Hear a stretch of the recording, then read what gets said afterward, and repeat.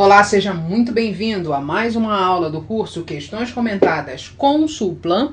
Agora nós vamos corrigir a questão de número 11. Vamos falar sobre regência verbal, um assunto extremamente explorado pela Consulplan em provas, seja de nível médio, seja de nível superior, e é um assunto que você deve dominar muito bem para que na hora da prova, na hora de você resolver as questões da Consulplan, você não tenha qualquer tipo de dúvida. Então vamos lá, o comando da questão diz o seguinte: bom, a regência verbal pode variar ainda que se trate de um mesmo verbo.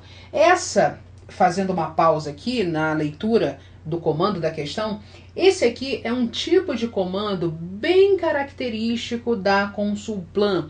Geralmente, em algumas questões, o que a Consulplan faz é o seguinte: ela vai explicar um pouco sobre aquele assunto. É o caso aqui, ela falando sobre regência verbal. Ela vai te dar um ponto, um conceito, uma parte teórica, para somente depois disso anunciar de fato o comando da questão. Então vamos fazer a leitura novamente, você vai perceber exatamente isso que eu acabei de falar. A regência verbal pode variar, ainda que se trate de um mesmo verbo. Isso aqui é basicamente o seguinte: a regência verbal vai variar de acordo com o contexto em que o verbo está empregado. Aquela história de você ficar decorando, o verbo X é sempre transitivo indireto, o verbo Y é sempre de ligação. Isso não faz o menor sentido. Por quê? A regência verbal vai variar, ainda que seja de um mesmo verbo, ela vai variar de acordo com o contexto. Eu vou te dar um exemplo para que isso não fique muito teórico e aí depois a gente faz a leitura. Deixa-me ver se eu tenho espaço aqui. Vou te dar um exemplo bem fácil e bem simples para você perceber. Veja, eu falo assim, ele está doente, ponto. E ele está em casa. Se você pensar naquela listinha dos verbos de ligação, ser, estar, ficar, permanecer e por aí vai, você vai falar assim, não, então aqui eu tenho dois verbos de ligação. Mas, dependendo do contexto, que é o que a Consulplan falou lá no início da questão, dependendo do contexto, o mesmo verbo pode assumir regências diferentes. É o caso aqui. Então, o que você precisa fazer é o seguinte: é analisar o comportamento do verbo dentro da frase, dentro da oração, dentro do período, ok? Porque dessa forma, aí sim você classifica este verbo de maneira adequada. Então, na primeira, quando eu digo ele está doente, é basicamente um estado. Aqui não existe uma ação, e sim um estado. É um verbo não nocional, é um verbo que não indica ação. Portanto, em ele estar doente, nós temos um verbo de ligação. Mas em ele está em casa, nós temos uma outra construção, uma outra predicação. Quando eu digo ele está em casa, veja que aqui nós temos um adjunto adverbial de lugar. Logo, o verbo estar é um verbo intransitivo. Então aqui é um adjunto adverbial. Se você quiser colocar lugar, é apenas a semântica, o valor semântico desse adjunto. E aqui, diferentemente, nós temos um predicativo do sujeito. É uma característica do sujeito ele, ok? Então é basicamente isso que a Consulplan está falando aqui no início da questão número 11. Então, seguindo, tal fato ocorre vinculado a uma diversidade de significados que o mesmo pode conter e apresentar de acordo com o contexto, ok? Tudo vai ficar relacionado ao contexto em que o verbo estiver inserido, em que está sendo empregado. Aí ele coloca aqui, ó, em aprendi a ler antes dos 5 anos, a regência do verbo em destaque, o verbo é aprender, ok? Construção aprendi, depois eu vou sublinhar, dar um destaque aqui. Quando você estiver vendo esse vídeo, você já vai ter aí na sua apostila este verbo em destaque. Então, a regência do verbo em destaque tem por justificativa. Veja que a banca não quer saber a regência propriamente, se é transitivo direto, transitivo indireto, se é verbo de ligação, ela não quer saber isso.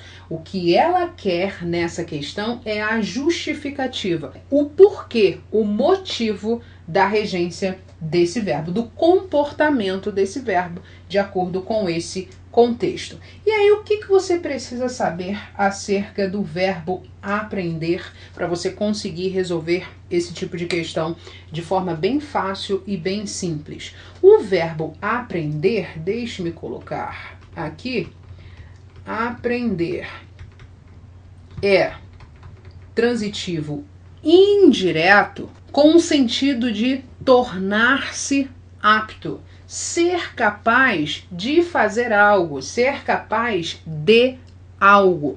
Só que ainda tem uma outra observação. Então, a primeira, ele será transitivo indireto quando o sentido for de aprender algo, ser capaz de algo, tornar-se apto a algo. E depois, qual é a outra condição? É que o objeto, ou seja, o complemento desse verbo, deve ser constituído de infinitivo. Então, nós temos aqui o objeto deve ser constituído de infinitivo. E uma outra observação que também é importante, esse objeto vai ser regido pela preposição a. Então, na frase em questão, aprendi a ler antes dos 5 anos, então você percebeu que nós temos aqui a ler como o complemento do verbo aprender. E esse a ler está aqui, ó, tem o infinitivo, ele é constituído de infinitivo. Logo, a regência do verbo aprender neste contexto é que é transitivo indireto. Agora sim, nós temos condições de encontrar a resposta correta. Veja a letra A, a justificativa, não se esqueça. A atribuição de significado do verbo fora do usual. Não está fora do usual, porque o valor aqui, a semântica, como eu falei anteriormente, é de tornar-se apto ou ser capaz de algo. Então essa não é a justificativa correta. Eliminamos a letra A, portanto. Depois nós temos a letra B de bola. O objeto regido ser constituído de oração infinitiva, ou seja, ser constituído de um infinitivo. Aí sim, nós achamos a resposta correta. O objeto do verbo aprender, como nós vimos anteriormente, é constituído de um infinitivo ou de uma oração infinitiva. E isso acontece em várias construções. Por exemplo, aprendeu a cantar. Temos aqui uma oração infinitiva. Logo, a regência é a mesma, verbo transitivo indireto. E o valor semântico é de ser capaz de algo. Nesse contexto, ser capaz de cantar. Número 11, letra B de bola. Letra C, vamos somente fazer aqui uma análise rápida das outras alternativas. O emprego do tempo e modo verbais diante de infinitivo. Regência nada tem a ver com tempo e modo, ok? Tempo, passado, presente e futuro. Nós resolvemos uma questão acerca de tempo lá na aula anterior, e modo tem a ver com a semântica também. Modo indicativo, modo da certeza, modo subjuntivo, modo da incerteza, da dúvida, e modo imperativo, modo da ordem, do pedido, da súplica, da solicitação. Letra C está fora, portanto. A associação entre duas formas verbais cuja regência é equivalente. Nós não temos uma associação. A justificativa da regência não é uma associação entre duas formas verbais. Letra D também eliminada. Letra E, a intencionalidade do enunciador de conferir destaque ao complemento verbal. Novamente, regência não tem a ver com intenção, e sim com valor semântico. Dependendo do valor semântico de um verbo em determinado contexto, nós temos regências diferentes. Por isso, eliminamos a letra E e comprovamos que a resposta da número 11 é a letra B de bola. Agora nós vamos para a número 12. Nós temos aqui um texto e o comando da questão, um texto relativamente longo, e o comando da questão está aqui. O assunto principal do texto é. Então nós temos aqui esse comando bem simples, bem prático. Lembre-se que nesse comando que você vai ter que marcar aí é o seguinte: a Consulplan quer saber o assunto principal. Em um texto existem assuntos secundários, é óbvio, mas o assunto principal é aquele que permeia toda a estrutura do texto. Então vamos fazer a leitura do texto, depois a gente volta aqui para resolver essa questão. E aí eu vou aproveitar, é lógico, e te dar algumas dicas de interpretação de textos. Vamos lá. As famílias da sociedade órfã. A família transformou-se em bode expiatório das mazelas de nossa sociedade. Crianças se descontrolam, brigam, desobedecem, jovens fazem algazarras, bebem em demasia, usam drogas ilegais, namoram escandalosamente em espaços públicos. Faltou educação de berço. Como é bom ter uma geni para nela atirar todas as pedras, principalmente quando se trata dos mais novos. Aqui ele faz uma referência àquela música Joga Pedra na Geni. E lembrando o seguinte, que é importante que você tenha o conhecimento de mundo para fazer essa associação, para fazer essa relação. Você percebeu aqui que o autor utilizou um elemento fora, digamos assim, do texto, com o conhecimento de mundo dele e das pessoas de forma geral, para colocar aqui no texto e enriquecer, ok? Para justificar basicamente o que ele está falando acerca das mazelas da sociedade, ou seja, que a família transformou-se em bode expiatório das mazelas da sociedade. Temos aqui essa primeira parte, e você percebeu, não sei se você percebeu, que a partir dessa afirmação, ele precisa justificar, ele precisa apoiar essa afirmação. E aí, no segundo período, ele vai fazer isso, ele vai dar as justificativas. Então, seguindo, nós temos: até o secretário estadual da Educação de São Paulo, em um artigo de sua autoria, para defender sua tese de que estamos vivendo em uma sociedade órfã, inicia suas justificativas afirmando que, abre aspas, então aqui é a fala do secretário estadual da Educação de São Paulo.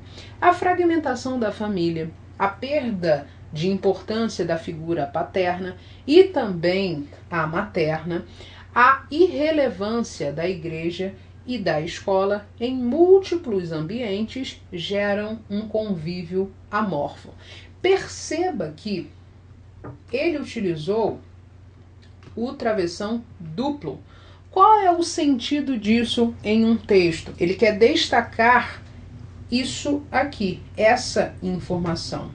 Não é só a perda da importância da figura paterna, ele destaca e também a materna, ok? Então ele utilizou os dois travessões, o travessão duplo, na verdade, para poder fazer isso, colocar isso, essa informação em destaque. Segundo parágrafo, a autora utilizou de um recurso chamado testemunho de autoridade, pegou uma pessoa que é considerada uma autoridade, secretário estadual da Educação de São Paulo, e colocou a fala dele aqui em destaque no texto dela.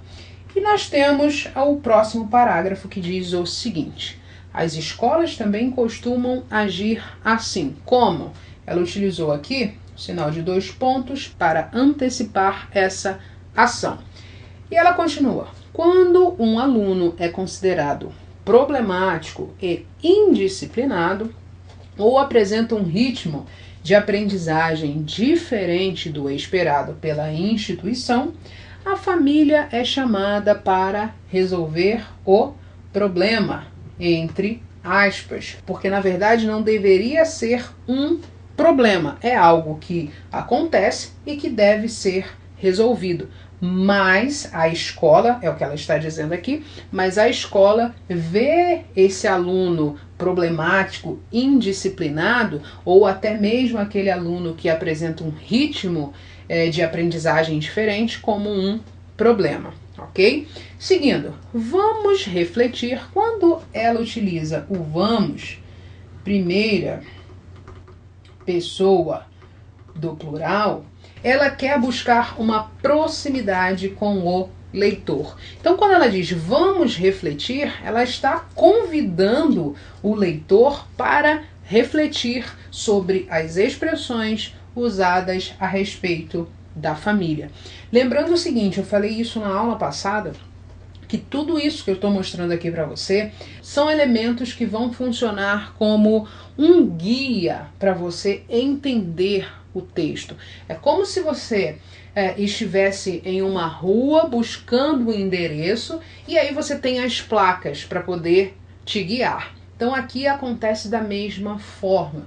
Você tem um texto, se você simplesmente ler o texto de maneira passiva, ou seja, eu leio o que está escrito, eu não marco nada, eu não tento entender do que essa pessoa está falando, eu não percebo se existe uma relação ou uma correlação com algum elemento fora desse texto que eu vou precisar do meu conhecimento de mundo para poder entender o que o autor ou a autora quer dizer. Se eu não tenho essa atitude ativa diante do texto, fica realmente complicado resolver as questões de interpretação. Então, a minha sugestão a partir de agora, e eu falei isso também na aula passada, é o seguinte, é que você tenha uma postura ativa diante das questões de interpretação, diante dos textos, principalmente agora que você está treinando. Na hora da prova, não dá pra gente ficar pensando em muitas coisas. A gente não pode perder tempo com um texto, por exemplo, extremamente longo. A gente precisa utilizar uma outra estratégia, que é ir ao comando da questão, saber exatamente o que você tem que procurar e ir ao texto para poder achar a resposta, ok? Mas em uma situação de treino, uma situação que você está fazendo um simulado, é muito importante que você faça essas marcações, porque eu tenho certeza absoluta que elas vão te ajudar bastante a melhorar um pouco na hora das questões de interpretação. Então, seguindo, vamos refletir sobre expressões usadas a respeito da família. 2 pontos. Ela vai dizer quais são essas expressões: família fragmentada, família desestruturada, família disfuncional, família sem valores e outras semelhantes. Não lhe parece, caro leitor? Veja que agora ela fala diretamente com você. Chamou aqui para uma reflexão e agora ela fala especificamente de uma maneira mais direta com o leitor desse texto. Então ela fala: não lhe parece, caro leitor, que tais expressões apontam na direção de que a família decidiu entornar o caldo da sociedade? Ela faz um questionamento, ela te pergunta, ela causa uma certa dúvida, talvez até um certo desconforto, porque você vai pensar sobre essa informação, sobre esse questionamento que ela apontou no texto. Seguindo, ela fala assim: não é a família que está fragmentada. É a vida. Hoje, os tratamentos médicos, o conhecimento, as metodologias, as relações interpessoais, as escolas, o Estado e etc. estão fragmentados. Então, a vida está fragmentada. Tudo dentro desse contexto, para ela, ou esses elementos, estão fragmentados. Mesmo não sendo a família um agente passivo nesse contexto, é salutar lembrar que ela se desenvolve conectada ao clima sociocultural em que vive. Então a família não está ali sozinha, não está isolada. Ela acontece dentro de uma sociedade, como ela fala aqui, um clima sociocultural em que a família vive, em que a família está inserida. Seguindo, ela fala assim: a família não está desestruturada ou disfuncional, ou seja, rebatendo um elemento, ou seja, uma ideia que ela citou anteriormente. Então a família não está desestruturada ou disfuncional.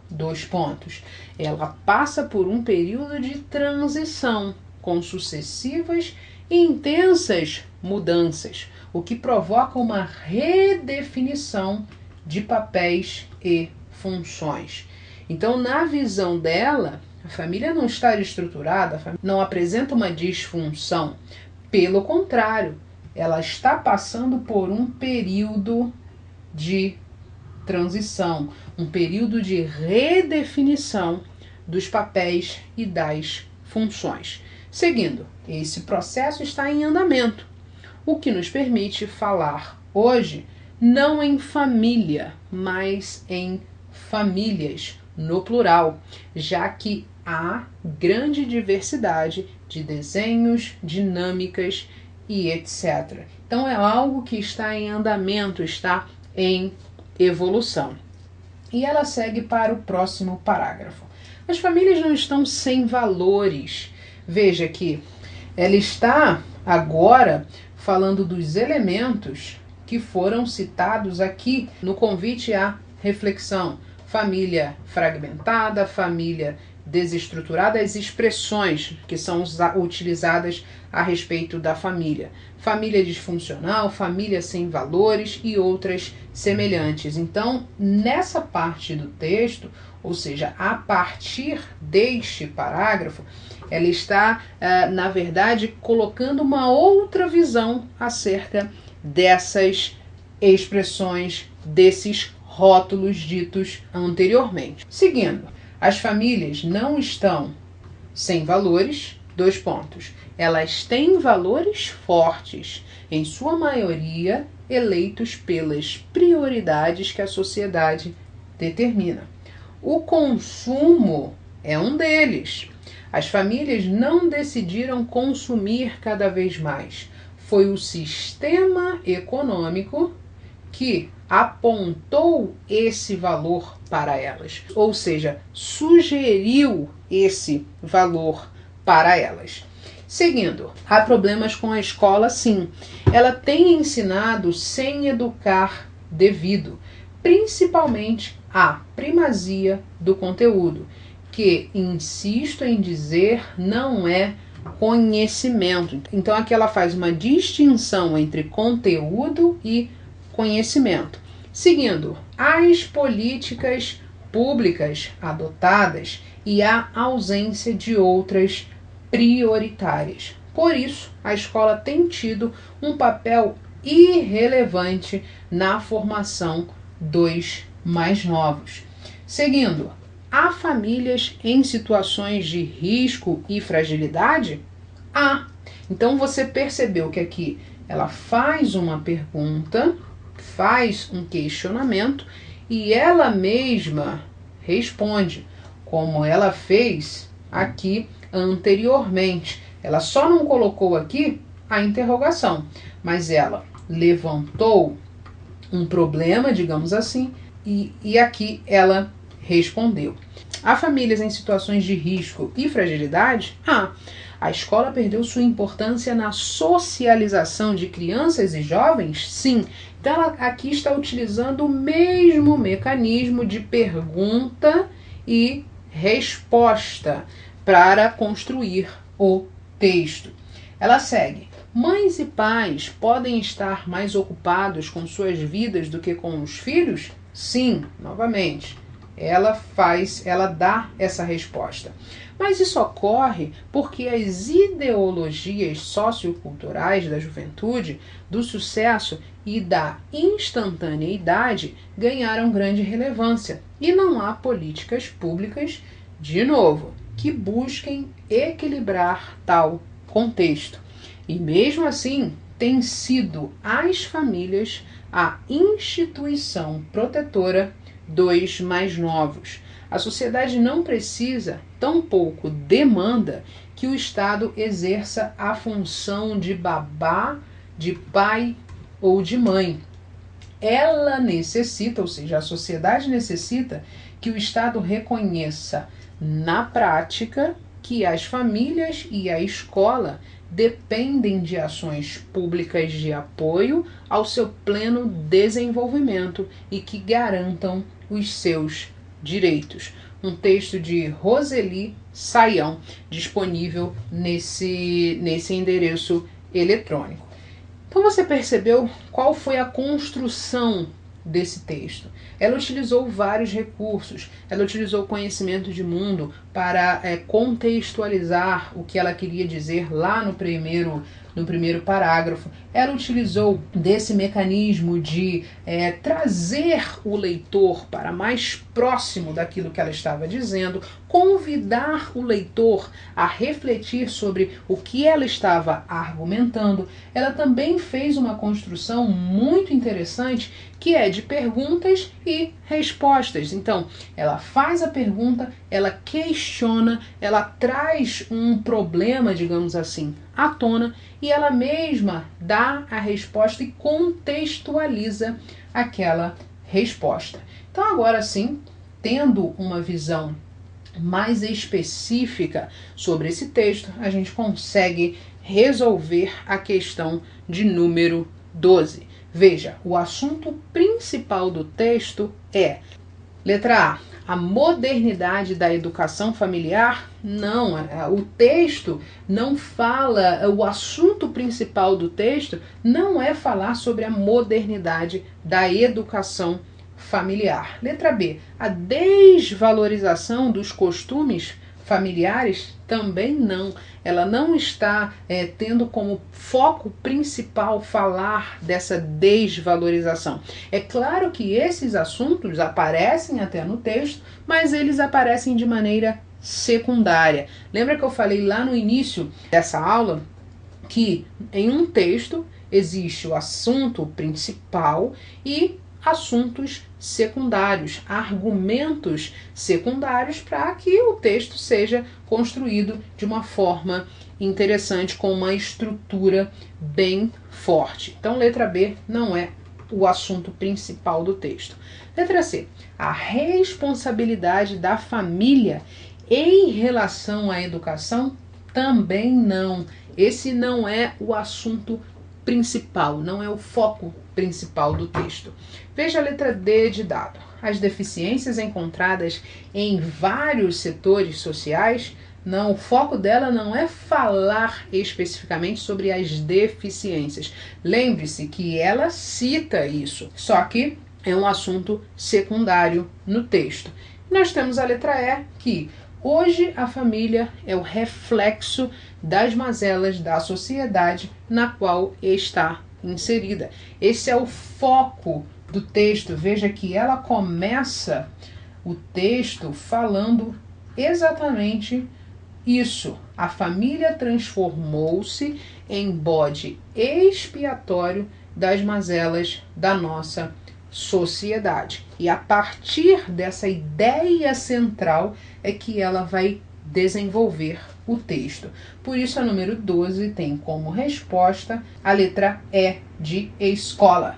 Vamos para a número 13, ela diz assim: de acordo com o contexto empregado, assinale a alternativa que apresenta o significado correto do termo sublinhado. Eu falei isso na aula passada, que em alguns textos, em algumas provas, a Consulplan pede sim o significado de uma palavra, de acordo com o contexto.